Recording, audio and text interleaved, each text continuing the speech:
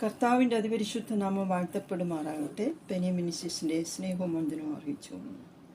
ഇന്ന് നാം ചിന്തിക്കുന്നത് യിരെമ്യാ പ്രവചനം 1-ാം അധ്യായം അതിൻ്റെ 9-10 തിരുവെഴുത്തുകൾ.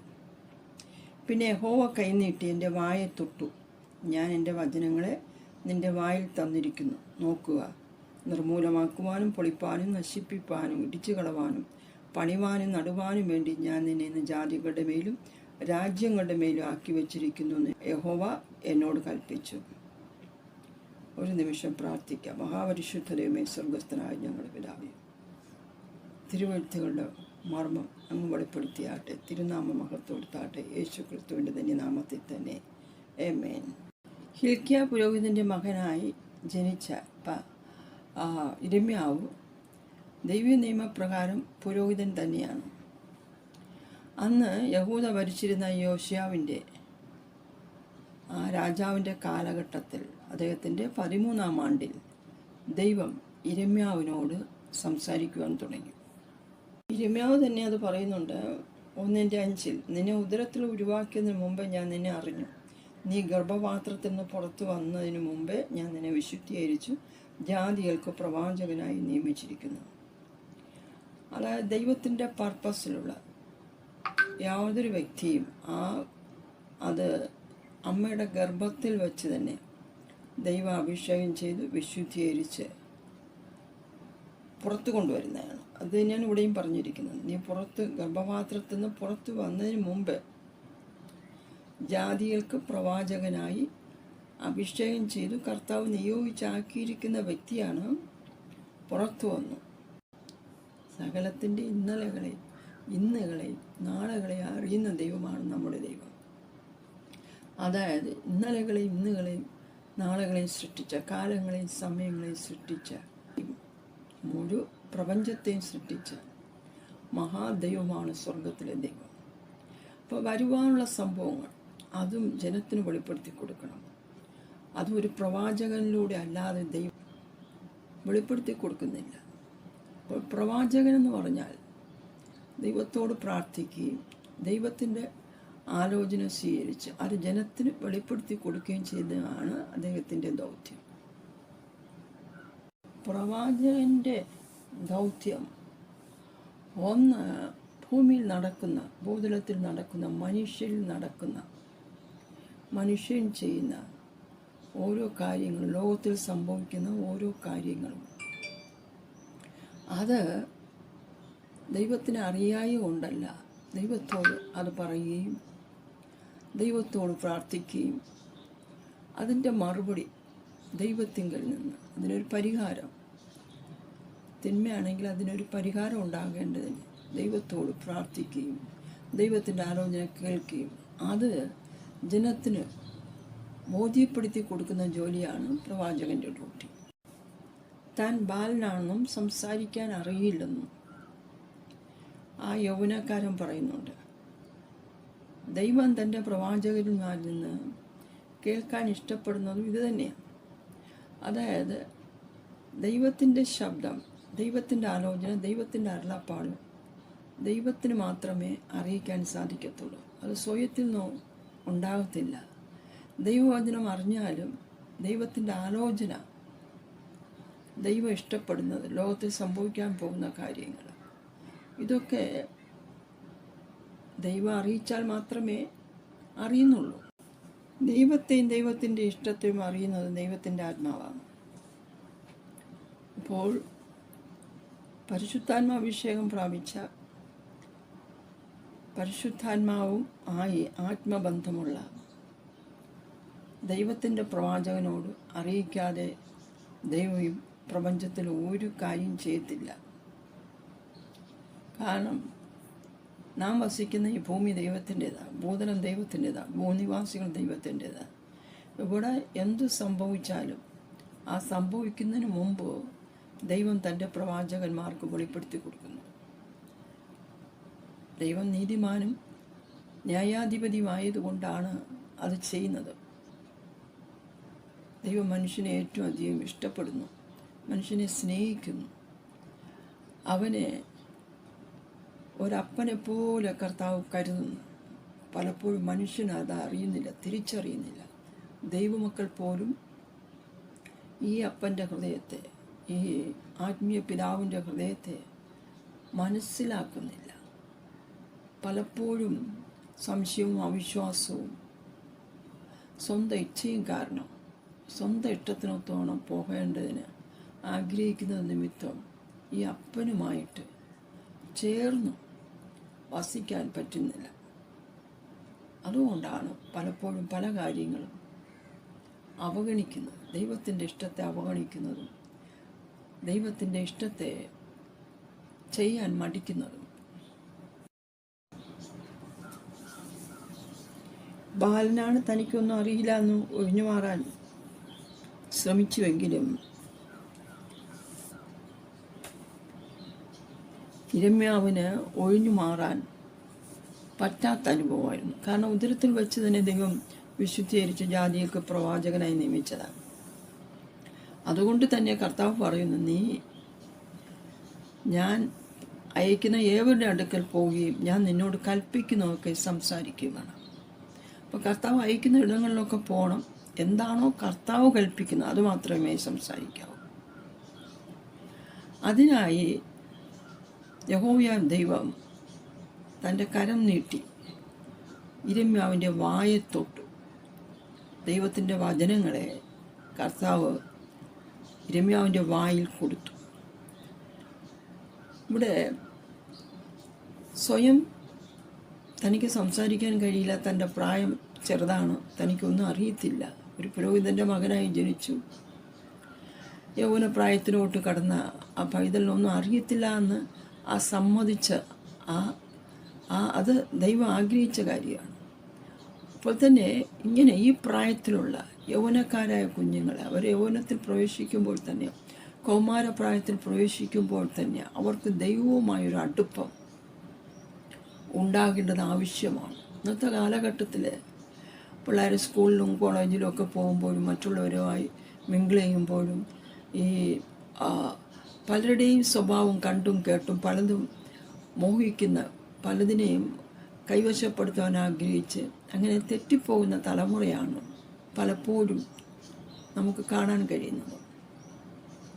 എന്നാൽ ഇവിടെ ദൈവം തന്നെ ദൈവത്തിൻ്റെ കരം തൊട്ട് യിരെമ്യാവിൻ്റെ വായെ തൊട്ട്, അതൊരു ഭയങ്കര ഒരു അത്ഭുതകരമായ കാര്യമാണ്. നമുക്കറിയാം, നമ്മുടെ കർത്താവിൻ്റെ വായിൽ നിന്നും മൂർച്ചയേറിയ ഇരുവായ്ത്തലയുള്ള വാളാണ് പുറപ്പെടുന്നത്. എന്ന് വെച്ചാൽ ആത്മാവിനെയും പ്രാണനെയും സന്ധിമജ്ജകളെയും വിവേചിക്കുന്ന ദൈവത്തിൻ്റെ വചനം മനുഷ്യനെ മാനസാന്തരപ്പെടുത്തുവാൻ,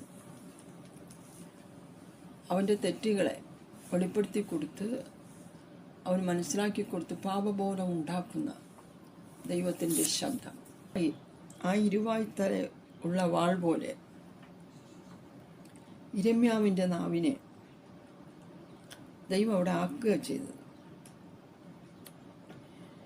ഇരുവായ്ത്തല ഉള്ള വാളിന് രണ്ട് പ്രത്യേകതയുണ്ട്.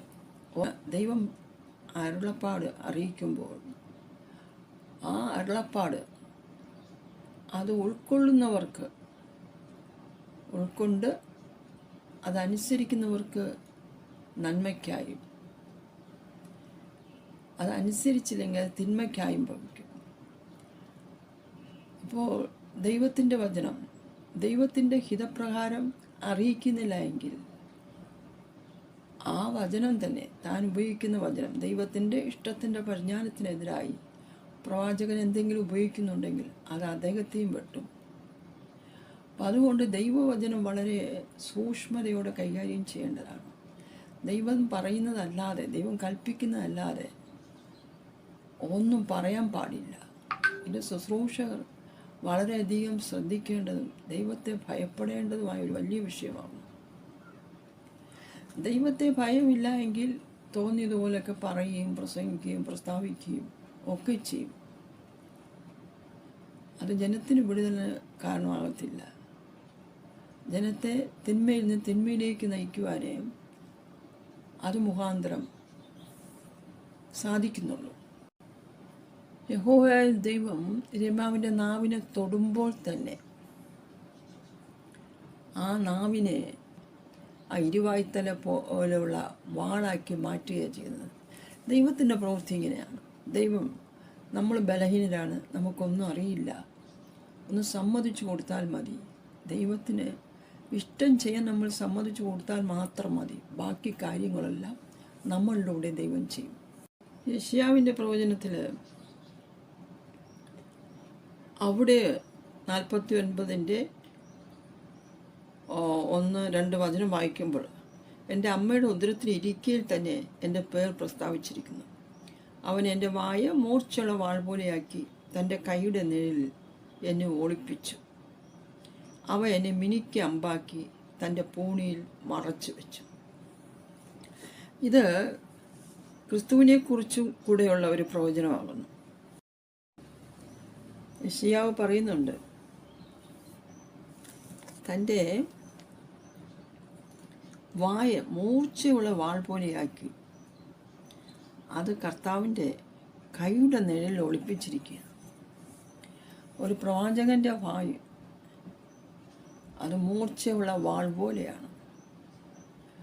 അതുകൊണ്ട് തന്നെ യഥാർത്ഥമായ ദൈവത്തിൻ്റെ പ്രവാചകന്മാരോട് ദൈവജനം മത്സരിക്കരുത്.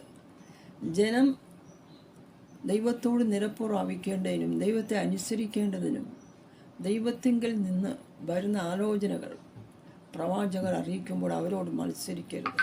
അവരോട് മത്സരിക്കുന്ന ദൈവത്തോട് മത്സരിക്കുന്ന, അവരോട് മത്സരിക്കുന്ന പരിശുദ്ധാത്മാവിനെ ദുഃഖിപ്പിക്കുകയാണ് ചെയ്യുന്നത്. പലപ്പോഴും യാഥാർത്ഥ്യങ്ങൾ മനസ്സിലാക്കാതെ സ്വന്തം കണക്കൂട്ടലുകൾ അനുസരിച്ചും സ്വന്തം ബുദ്ധി ഉപയോഗിച്ചും കുറ്റപ്പെടുത്തലുകളും അപവാദവും ദൂഷണവും ഒക്കെ പ്രസ്താവിക്കുകയും അതൊക്കെ തന്നെ മീഡിയാസിൽ കൂടി വെളിപ്പെടുത്തുകയും ചെയ്യുന്ന അനേക ഭക്തർ ഇന്ന് ഉയർന്നിട്ടുണ്ട്. ശരിക്കും ദൈവാത്മാവുമായി ബന്ധമുണ്ടെങ്കിൽ തെറ്റുകളും കുറ്റങ്ങളും ഒരു വ്യക്തിയിൽ ഉണ്ടായാലും അത് ജാതികളുടെ മുമ്പിൽ പരസ്യമായി പ്രസ്താവിക്കത്തില്ല. അത് ദൈവത്തോട് പറയുക. ദൈവവും അവരും തമ്മിൽ കണക്ക് തീർക്കും. ഇന്ന് മീഡിയാസിലൊക്കെ നോക്കിക്കഴിഞ്ഞാൽ ദൈവദാസന്മാരെ കുറ്റം പറയുക, ശുശ്രൂഷകരെ കുറ്റം പറയുക, വിധിക്കാതെ പരസ്യമായി ജാതികളുടെ ഇടയിൽ പ്രസ്താവിക്കുക. പിന്നെ ജനം എങ്ങനെ രക്ഷിക്കപ്പെടും? ജനം എങ്ങനെ കർത്താവിനെ അറിയും? ഇതൊന്നും കർത്താവ് ചെയ്തിരുന്നില്ല. പാപികളെ രക്ഷിപ്പാൻ തന്നെയാണ് കർത്താവ് വന്നത്. പാപത്തിൻ്റെ പ്രവൃത്തികൾ അഴിപ്പാനാണ് ദൈവം വന്നത്. മനുഷ്യനെ തിന്മയിലേക്ക് നയിച്ചുകൊണ്ടുള്ള പിശാചിൻ്റെ പ്രവൃത്തികൾ അഴിപ്പാനാണ് കർത്താവ് വന്നത്. ഇത് മനസ്സിലാക്കാതെ ദൈവത്തിൻ്റെ ശുശ്രൂഷകരും ദൈവജനവും അങ്ങോട്ടും ഇങ്ങോട്ടും കുറ്റം പറഞ്ഞും വിധിച്ചും ദൈവസഭയുടെ പണിയെ നിർത്തിക്കളയുന്നു, ഇല്ലാതാക്കി കളയുന്നു. യഹൂദ രാജാവായ യോശുവാവിൻ്റെ കാലം തുടങ്ങി സിദെക്കീയാവിൻ്റെ കാലഘട്ടം വരെ ഈ ജനത്തിനു വേണ്ടി ദൈവത്തോട് രാവും പകലും കരയുകയും വിലപിക്കുകയും ചെയ്യേണ്ടി വന്നു. യിരെമ്യാവിന് ദൈവത്തിന് ഇഷ്ടമല്ലാത്ത രീതിയിൽ അനിഷ്ടമായതൊക്കെ ഈ ജനം ചെയ്തു. ഭരണാധികാരികളും പുരോഹിതന്മാരും പ്രവാചകന്മാരും ജനമൊക്കെ ഒരുപോലെ തെറ്റിപ്പോകുന്ന ഒരു കാലഘട്ടമായിരുന്നു. ഈ കാലഘട്ടത്തിലൊക്കെ അവരോടൊക്കെ ദൈവം അറിയിച്ച ആലോചനകളെല്ലാം യിരെമ്യാ പ്രവാചകൻ അറിയിച്ചിട്ടുണ്ട്. അദ്ദേഹത്തിനെ കുഴിയിലിട്ടപ്പോഴും അദ്ദേഹത്തെ ഉപദ്രവിച്ചപ്പോഴും അദ്ദേഹത്തിൻ്റെ മേൽ നുകം വെച്ചപ്പോഴും ഒക്കെ തനിക്ക് ഏറ്റവും വേദനാജനകമായി തോന്നിയത് തൻ്റെ ദൈവത്തെ നിന്ദിക്കുകയും ദൈവത്തെ പരിഹാസ വിഷയം പോലെ ആക്കുകയും ചെയ്യുന്ന ജനത്തിൻ്റെ പ്രവർത്തനം കണ്ട് അദ്ദേഹം മടുത്തു. ഇന്നും അത് തന്നെയല്ലേ? ഒരുപോലെ ഭരണാധികാരികളും രാജാക്കന്മാരും ഭരണകൂടവും സ്രഷ്ടാവിനെ അറിയുന്നില്ല. യോശുവാവ് ഭരണം ഏറ്റെടുത്തപ്പോൾ അദ്ദേഹം പൂർവ്വപിതാക്കന്മാർ ചെയ്ത ദൈവത്തിന് അനിഷ്ടമായി ചെയ്തതൊക്കെയും അതിനെ നിരസിച്ചുകൊണ്ട് ദൈവത്തിൻ്റെ പ്രമാണപ്രകാരം ദൈവജനത്തെ ദൈവത്തിങ്കിലേക്ക് കൊണ്ടുവരുവാൻ അദ്ദേഹമാകുന്നത് ശ്രമിച്ചു. അങ്ങനെ ജനത്തെ പുരോഹിതന്മാരെയും പ്രവാചകന്മാരെയും ഒക്കെ ഉപയോഗിച്ച് ദൈവവചനത്തിലേക്ക് മടക്കി കൊണ്ടുവന്നു. രാജ്യം അഭിവൃദ്ധിയിലായി കഴിഞ്ഞു. അപ്പോൾ തന്നെ അദ്ദേഹത്തിൻ്റെ ഭരണകാലഘട്ടത്തിൻ്റെ ഏകദേശം അവസാന ടൈമായപ്പോൾ മിസ്രൈം രാജാവായ നൊഖോമിനോട് യുദ്ധത്തിനായി ചെന്നു. ദൈവം ആലോചന അറിയിച്ചിരുന്നു പോകരുതെന്ന്. പക്ഷെ അവിടെ അദ്ദേഹം പരാജിതനായി. അപ്പോൾ ഏത് ഭക്തനും ചില സന്ദർഭങ്ങളിൽ തെറ്റുകളും കുറ്റങ്ങളും ഉണ്ടാകാൻ സാധ്യതയുണ്ട്. ഏത് ഭക്തനും പരാജയപ്പെടുന്ന അനുഭവങ്ങളുണ്ട്. അപ്പോൾ ദൈവത്തിൻ്റെ ആലോചന നിരസിക്കുന്നതുകൊണ്ടാണ് അദ്ദേഹത്തിൻ്റെ അവസാന കാലഘട്ടം, അദ്ദേഹത്തിൻ്റെ മരണം ഇങ്ങനെയായിത്തീർന്നു. അദ്ദേഹത്തിന് ശേഷം വന്ന ഭരണാധികളായിരുന്ന രാജാക്കന്മാർ അവരും യഹോവയ്ക്ക് അനിഷ്ടമായതൊക്കെ ചെയ്തു. ഇവരുടെ ഈ പ്രവൃത്തികൾ കണ്ട് ഇരമ്യാ അയ്യം വിളിക്കുകയാണ്, ദൈവത്തോട് കരയുകയാണ്. ജനത്തോട് എത്ര ദൈവത്തിൻ്റെ ആലോചന അറിയിച്ചാൽ അവർ അനുസരിക്കുന്നില്ല. എന്നാൽ തന്നെ ഉപദ്രവിക്കുമ്പോഴും പീഡിപ്പിക്കുമ്പോഴും തന്നെ കുഴിയിലിറക്കിയപ്പോഴും തനിക്ക് ഏറ്റവും കൂടുതൽ വേദനയായിട്ട് തോന്നിയത് ജനം ദൈവത്തിന് അനിഷ്ടമായി ചെയ്യുന്നത്, രാജാക്കന്മാർ ദൈവത്തിൻ്റെ ഹിതത്തിനെതിരായി ചെയ്യുന്നത്. അതായിരുന്നു പ്രവാചകൻ്റെ നിലവിളിക്ക് കാരണം. ഈ ജനം തൻ്റെ ജനമാണെന്നുള്ള ചിന്ത, തൻ്റെ ദൈവത്തിനെതിരായി, ദൈവത്തെ അറിഞ്ഞ ജനം, മിസ്രൈമിൽ നിന്ന് വിടുവിച്ചു കൊണ്ടുവന്ന ജനം, അത്ഭുതങ്ങളും അടയാളങ്ങളും കണ്ട ജനം, ദൈവത്തിൻ്റെ അനുഗ്രഹങ്ങൾ പ്രാപിച്ച ജനം, അവർ പ്രവാസത്തിലേക്ക് പോകാൻ പോവുകയാണ്. ദൈവത്തെ ധിക്കരിക്കുമ്പോൾ അവർ പ്രവാസത്തിലേക്ക് പോകുമെന്ന ദൈവത്തിൻ്റെ ആലോചന കിടപ്പുണ്ട്. ഇത് കണ്ടാണ് അദ്ദേഹം നിലവിളിക്കുന്നത്. ആ ജനം പ്രവാസത്തിൽ പോകുന്നതും അദ്ദേഹം കാണുവാനിടയായിത്തീർന്നു. ഹോശേയ പ്രവചനം 6-ാം അധ്യായം അതിൻ്റെ 5 പറയുന്നു, അതുകൊണ്ട് ഞാൻ പ്രവാചകൻ മുഖാന്തരം അവരെ വെട്ടി എൻ്റെ വായിലെ വചനങ്ങളാൽ അവരെ കൊന്നുകളഞ്ഞു. എൻ്റെ ന്യായം വെളിച്ചം പോലെ ഉദിക്കുന്നു. അപ്പം യിരെമ്യാ പ്രവാചകൻ്റെ വായിൽ നിന്ന് പുറപ്പെട്ട ആ വചനം തന്നെ ഈ ജനത്തിൻ്റെ അനുസരണക്കേട് നിമിത്തം അവരെ വെട്ടി. അവർക്ക് മാനസാന്തരപ്പെടാൻ മനസ്സില്ല, അവർക്ക് ദൈവത്തെ അനുസരിക്കാൻ മനസ്സില്ല, അവരുടെ ഇഷ്ടം ചെയ്യണം. അതുകൊണ്ട് തന്നെ അവർ പ്രവാസത്തിലേക്ക് പോകേണ്ടി വന്നു. വേദപുസ്തകത്തിൽ പറയുന്നത് പോലെ ദൈവത്തിൻ്റെ വചനം എപ്പോഴും ദൈവത്തിൻ്റെ ഇഷ്ടത്തിന് എതിരായി വരുമ്പോൾ അത് യാതൊരു മനുഷ്യനെയും നാശത്തിലേക്ക് നയിക്കും. മാത്രമല്ല, ദൈവത്തിൻ്റെ ജനത്തെ ദൈവത്തിൽ നിന്ന് അകറ്റിക്കളയുന്നതും ദൈവത്തോട് അടുക്കാൻ അനുവദിക്കാത്തതുമായ മനഃപൂർവ്വമായി ശാഠ്യത്തോട് പ്രവർത്തിക്കുന്ന വ്യക്തികളുടെ പ്രവൃത്തികളെയും, അത് രാജാക്കന്മാരായിരുന്നാലും പ്രഭുക്കന്മാരായിരുന്നാലും മന്ത്രവാദികളായിരുന്നാലും ദുഷ്കർമ്മികളായിരുന്നാലും, ദൈവത്തിൻ്റെ വചനം തന്നെ കടന്നു എന്ന് ചെയ്യേണ്ട കാര്യങ്ങൾ ചെയ്യും. എന്നാൽ അത് പ്രസ്താവിക്കാൻ, അത് ദൈവത്തിൻ്റെ ആലോചന ഭൂമിയിൽ വെളിപ്പെടുത്തുവാൻ ദൈവത്തിൻ്റെ പ്രവാചകന്മാർ വേണം. ദൈവത്തിൻ്റെ പ്രവാചകന്മാർ പറയുമ്പോൾ അത് സംഭവിക്കും. ദൈവത്തിൻ്റെ വചനം ഒരു മനുഷ്യൻ്റെ അവൻ്റെ മനസ്സിനെ, അവൻ്റെ വികാരതലങ്ങളെയൊക്കെ ദൈവവചനം ശുദ്ധീകരിക്കും. അതനുസരിക്കുമ്പോൾ അത് ശുദ്ധീകരിക്കും. അവൻ്റെ ജഡത്തിലെ സ്വഭാവങ്ങൾ, ദൈവഹിതമല്ലാത്ത വൈകാരിക തലങ്ങൾ, ദൈവഹിതമല്ലാത്ത രീതിയിൽ അവനെ വേട്ടയാടുന്ന എന്ത് പ്രശ്നമാണെങ്കിലും അതിനെ അവനിൽ നിന്ന് എടുത്തു മാറ്റുവാൻ, അവനിൽ നിന്ന് മാറ്റി അവനെ നിർമ്മലീകരിക്കുവാൻ, ദിവ്യ സ്വഭാവത്തിന് അനുരൂപമാക്കി മാറ്റുവാൻ ദൈവത്തിൻ്റെ ആത്മാവിന് കഴിയും. അതുകൊണ്ട് ഒരു മനുഷ്യൻ്റെ സ്വഭാവത്തിൽ വ്യത്യാസം വരണമെങ്കിൽ ദൈവവചനം മാത്രം കേട്ടതുകൊണ്ട് കാര്യം നടക്കുന്നില്ല. ദൈവത്തിൻ്റെ ആത്മാവിൻ്റെ പരിവർത്തനം അവൻ്റെ ഉള്ളിൽ നടക്കണം. പരിശുദ്ധാത്മാവ് പ്രാപിക്കണം. ദൈവശക്തി ധരിക്കണം.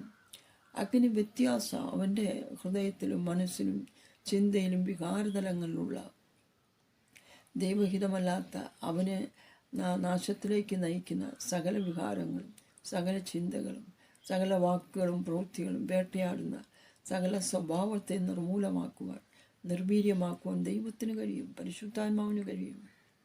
ഇത് പരിശുദ്ധാത്മാവിന് വിധേയപ്പെടത്തില്ല, പരിശുദ്ധാത്മാവിൻ്റെ സാന്നിധ്യം അനുഭവിക്കത്തില്ല. ദൈവത്തിൻ്റെ ആത്മാവിനെയും സാത്താനി ആത്മാക്കളെയും തിരിച്ചറിയുന്നില്ല, വിവേചിക്കാൻ പറ്റുന്നില്ല. അങ്ങനെ പരിശുദ്ധാത്മാവിനെതിരെ പാപം ചെയ്യുന്നത് കൊണ്ട് വിശുദ്ധ ജീവിതം നയിക്കാൻ പറ്റുന്നില്ല. ഇവിടെ പറയുന്നുണ്ട്, നിർമൂലമാക്കുവാനും പൊളിപ്പാനും നശിപ്പിക്കുവാനും ഇടിച്ചു കളവാനും പണിവാനും നടുവാനും വേണ്ടി ഞാൻ നിന്നെ ഇന്ന് ജാതികളുടെ മേലും രാജ്യങ്ങളുടെ മേലും ആക്കി വച്ചിരിക്കുന്നു. അപ്പോൾ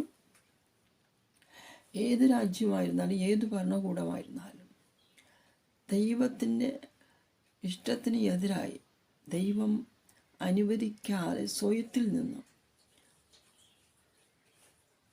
അതായത് ഏത് ഭരണകൂടമായാലും ഏത് രാഷ്ട്രീയ പാർട്ടിയായാലും ഏത് ഭരണാധികാരികളായിരുന്നാലും ദൈവത്തിൻ്റെ നിയമങ്ങൾക്കെതിരായി ദൈവജനത്തെ, ദൈവസഭയെ, ദൈവത്തിൻ്റെ അഭിഷിക്തന്മാരെ വേട്ടയാടുന്നുണ്ടെങ്കിൽ അവിടെ ദൈവത്തിൻ്റെ കരം ചലിക്കും, ദൈവത്തിൻ്റെ ശക്തി പുറപ്പെട്ടു ചെല്ലും. കർത്താവിൻ്റെ ഇരുവായ്ത്തലയുള്ള വായിൽ നിന്ന് കർത്താവിൻ്റെ വചനമാകുന്ന വാൾ ദൈവത്തിൻ്റെ അഭിഷിക്തരുടെ വായിൽ നിന്ന് പുറപ്പെട്ടു ചെന്ന ദൈവഹിതത്തിനെതിരായി ഉള്ള പ്രവർത്തനങ്ങളെ വെട്ടിമാറ്റും, പ്രവൃത്തികളെ അഴിച്ചുകളയും, അവിടെ നിർമൂലമാക്കും, നിർവീര്യമാക്കും. ഇതിനാണ് ദൈവത്തിൻ്റെ ആത്മശക്തി പ്രാപിക്കണമെന്ന് പറയുന്നത്. പരിശുദ്ധാത്മാവിനെ കൂടാതെ വ്യക്തികൾക്ക് രൂപാന്തരം ഉണ്ടാകുന്നില്ല, കുടുംബങ്ങൾക്ക് രൂപാന്തരം ഉണ്ടാകുന്നില്ല, സഭയ്ക്ക് രൂപാന്തരം ഉണ്ടാകുന്നില്ല. പരിശുദ്ധാത്മാവിൻ്റെ പ്രവൃത്തി വ്യാപരിക്കാതെ രാജ്യങ്ങൾക്കും ഭൂഖണ്ഡങ്ങൾക്കും വിടുതലുണ്ടാകുന്നില്ല. അപ്പോൾ യാതൊരു ഭരണകൂടവും യാതൊരു ഭരണാധികാരികളും ദൈവത്തിൻ്റെ ഇഷ്ടത്തിന് എതിരായി രാജ്യങ്ങളിൽ പ്രവർത്തിക്കുമെങ്കിൽ അവിടെ ദൈവത്തിൻ്റെ കരം ചലിക്കുവാൻ തുടങ്ങും. നാം കണ്ടല്ലോ, യോശുവാവിൻ്റെ കാലഘട്ടം തുടങ്ങി സിദെക്കീയാവിൻ്റെ കാലഘട്ടം വരെ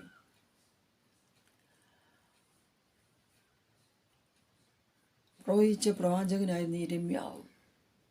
രാജാക്കന്മാർ മാനസാന്തരപ്പെട്ടില്ല, പുരോഹിതന്മാർ മാനസാന്തരപ്പെട്ടില്ല, ജനം മാനസാന്തരപ്പെട്ടില്ല. അതുകൊണ്ട് പ്രവാസത്തിലേക്ക് പോകേണ്ടി വന്നു.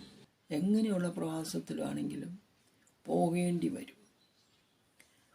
അപ്പോൾ യിരെമ്യാവിനെ ഈ ദൂത് രാജ്യത്തോട് പറയുവാൻ, രാജാക്കന്മാരോട് പറയുവാൻ, സഭയോട് പറയുവാൻ, ലോകത്തോട് വിളിച്ചു പറയുവാൻ സാക്ഷാൽ സ്വർഗത്തിലെ ദൈവം തന്നെ, യഹോവയുടെ കരം തന്നെ തൊട്ട് യിരെമ്യാവിൻ്റെ വായിൽ വചനങ്ങളെ നൽകി. ആ വചനങ്ങൾ അദ്ദേഹം യഹൂദ രാഷ്ട്രത്തോട്, യഹൂദ ജനത്തോട് അറിയിച്ചു. അദ്ദേഹത്തിൻ്റെ കണ്ണുകൊണ്ട് തന്നെ യെരൂശലേം പ്രവാസത്തിൽ പോകുന്നത് കണ്ടു, യഹൂദ പ്രവാസത്തിൽ പോകുന്നത് കണ്ടു. ഇങ്ങനെ അദ്ദേഹം നിലവിളിച്ചു, കരഞ്ഞു, പ്രാർത്ഥിച്ചു. പക്ഷെ ജനം മാനസാന്തരപ്പെട്ടില്ല. അതുകൊണ്ട് അദ്ദേഹത്തിൻ്റെ ദൗത്യം അദ്ദേഹം നിർത്തിയുമില്ല. ദൈവം ഏൽപ്പിച്ച കാര്യങ്ങൾ അത് അദ്ദേഹം പൂർത്തീകരിച്ചു. നമ്മുടെ ഭാരതത്തിലും ദൈവം പരിശുദ്ധാത്മാവിൻ്റെ പ്രവൃത്തി ആരംഭിച്ചു കഴിഞ്ഞു. അപ്പോൾ ദൈവാത്മാവിൻ്റെ പ്രവൃത്തി ഒരു രാജ്യത്തിൽ വെളിപ്പെടുമ്പോൾ ആ പ്രവൃത്തിയെ സ്വീകരിച്ചുകൊണ്ട്, ആ ദൈവത്തിൻ്റെ ആത്മാവിനെ സ്വീകരിച്ചുകൊണ്ട്, ആ ദൈവശക്തി ധരിച്ചുകൊണ്ട് നാം നമ്മെ തന്നെ ശുദ്ധീകരിക്കുക. നമ്മുടെ കുടുംബങ്ങൾ, നമ്മുടെ തലമുറകൾ, നമ്മുടെ ജനം, നമ്മുടെ സഭ, നാം പാർക്കുന്ന രാജ്യം ശുദ്ധീകരിക്കപ്പെടണം. നാം പാർക്കുന്ന ഇടം, നാം പാർക്കുന്ന സ്ഥലം, നമ്മുടെ സ്റ്റേറ്റ്, നമ്മുടെ രാജ്യം, ഈ ലോകം മുഴുവനും ദൈവത്തെ അറിയണം. ദൈവശക്തി നമ്മിൽ നിന്ന് പുറപ്പെടണം. ഇരുവായ്ത്തലയുള്ള വാൾ നമ്മുടെ വായിൽ നിന്ന് പുറപ്പെടണം. ദൈവത്തിൻ്റെ ശക്തി ആ വചനത്തിലൂടെ വെളിപ്പെടും. ആ വചനം ചെയ്യേണ്ട കാര്യങ്ങൾ ചെയ്യും. ദൈവത്തിൻ്റെ ശക്തി ചെയ്യേണ്ട കാര്യങ്ങൾ ചെയ്യും. എന്നാൽ നാം അത് പ്രാപിക്കേണ്ടതല്ലേ? ദൈവത്തിൻ്റെ ആത്മാവിൻ്റെ പ്രവൃത്തി ഭാരതത്തിൽ വെളിപ്പെട്ടു കഴിഞ്ഞു. അനേക പ്രവാചകന്മാരെയും അപ്പോസ്തലന്മാരെയും ശുശ്രൂഷകന്മാരെയും ഭാരതത്തിൻ്റെ പല ഭാഗങ്ങളിൽ നിന്നും ദൈവം എഴുന്നേൽപ്പിച്ചു കഴിഞ്ഞു. ലോകത്തിൻ്റെ നാനാ ഭാഗങ്ങളിൽ ദൈവത്തിൻ്റെ അഭിഷിക്തന്മാരെ ദൈവം എഴുന്നേൽപ്പിച്ചു കഴിഞ്ഞു. ദൈവത്തിൻ്റെ അഭിഷിക്തരോട് ചേർന്നു. സഭാ വ്യത്യാസമന്യേ, സംഘടനാ വ്യത്യാസമന്യേ, നാം ഒരുമിച്ച് ദൈവമക്കൾ ഒരുമിച്ച് ദൈവത്തെ ആരാധിക്കാനും സേവിക്കാനും തയ്യാറാകുമെങ്കിൽ നമ്മുടെ രാജ്യത്തിൽ ഒരു വലിയ വ്യത്യാസം ഉണ്ടാകും. ഭാരതത്തിൽ വ്യത്യാസം ഉണ്ടാകും.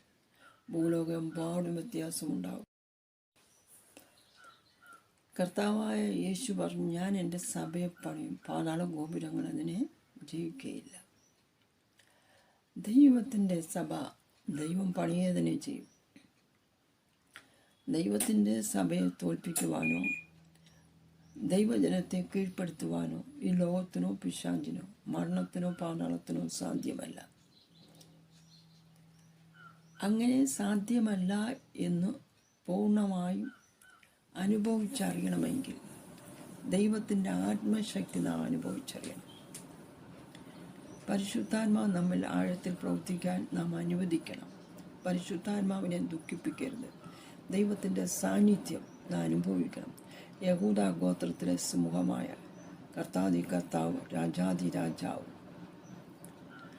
നമ്മുടെ ഉള്ളിൽ വസിക്കുമ്പോൾ നമുക്കെതിരെ നിൽക്കുന്ന ശക്തികളെ നിർമൂലമാക്കുവാനും നിർവീര്യമാക്കുവാനും പൊളിപ്പാനും അവയുടെ പ്രവൃത്തികളെ ഇടിച്ചു കളയുവാനും നമ്മുടെ കർത്താവ് നമ്മുടെ ഉള്ളിലുണ്ട്. നമ്മുടെ കർത്താവിൻ്റെ ആത്മാവ്, ദൈവത്തിൻ്റെ ആത്മാവ് നമ്മളിലുണ്ട്. ഈ ആത്മാവിൻ്റെ ശക്തി കടന്നു എന്ന് ശത്രുവിനെ നിഗ്രഹിക്കുമ്പോൾ തന്നെ ആ ശക്തി തന്നെ, ദൈവത്തിൻ്റെ ശക്തി തന്നെ നമ്മെ പണിതുകൊണ്ടിരിക്കും. നമ്മുടെ കുടുംബങ്ങളെ പണിയും, നമ്മുടെ സഭകളെ പണിയും, പോരാത്തതിന് നമ്മുടെ രാജ്യത്തെ പണിയും. രാജ്യത്തെ പണിയുവാൻ നാം ദൈവത്തോട് പ്രാർത്ഥിക്കണം. ഈ ലോകത്തെ പണിയട്ടെ എന്ന് പ്രാർത്ഥനയോടെ നമുക്ക് ദൈവസന്നിധിയിലായിരിക്കാം. ഈ വചനങ്ങളാൽ കർത്താവ് നമ്മെ ഏവരെയും അനുഗ്രഹിക്കുമാറാകട്ടെ. കണ്ണുകളടയ്ക്കാം, പ്രാർത്ഥിക്കാം. മഹാപരിശുദ്ധ ദൈവമേ, സ്വർഗ്ഗസ്ഥനായ ഞങ്ങളുടെ പിതാവേ, കർത്താവ് യിരെമ്യാവിൻ്റെ അധരത്തെ തൊട്ട് വചനത്തെ നൽകിയ സ്വർഗ്ഗസ്ഥ പിതാവേ, ഞങ്ങളുടെ വീണ്ടെടുപ്പാൻ രക്ഷകരുമായ പ്രിയ യേശുവേ, ഞങ്ങളുടെ നാവിനെയും തൊട്ട് ശുദ്ധീകരിച്ച് കർത്താവിൻ്റെ ഇഷ്ടത്തിനൊത്തണം ദൈവത്തോട് പ്രാർത്ഥിപ്പാനും കർത്താവിൻ്റെ ഇഷ്ടത്തെ ഭൂമിയിൽ വെളിപ്പെടുത്തുവാനും ഞങ്ങളുടെ നാവിനെ യേശുവെ മിനിക്കുക, വാൾ പോലെയാക്കി, ഇരുവായ്ത്തല ഉള്ള മൂർച്ചയുള്ള വാൾ പോലെയാക്കി കർത്താവെ അങ്ങ് ഉപയോഗിക്കേണ്ടതിന് ഞങ്ങളെ തന്നെ സമർപ്പിക്കുന്നു. കർത്താവെ യേശോപ്പ, അത് ജനത്തെ ശുദ്ധീകരിപ്പാനും ജനത്തിന് മാനസാന്തരത്തിന് കാരണമായി തീരുവാനും ജനത്തിന് സ്തോത്രം ദൈവത്തിൻ്റെ ശക്തി പകർന്നു കൊടുക്കേണ്ടതിനും നാവിലൂടെ ഉണർവും യേശോപ്പ വ്യക്തികളിലും കുടുംബങ്ങളിലും സഭകളിലും രാജ്യത്തിലും വ്യാപരിക്കട്ടെ എന്ന് പ്രാർത്ഥിച്ചുകൊണ്ട് കർത്താവിൻ്റെ കരങ്ങൾ സമർപ്പിക്കുന്നു. സകല മഹത്വം അങ്ങേക്ക് തരുന്നു. യേശു ക്രിസ്തുവിൻ്റെ തന്നെ നാമത്തിൽ തന്നെ ആമേൻ.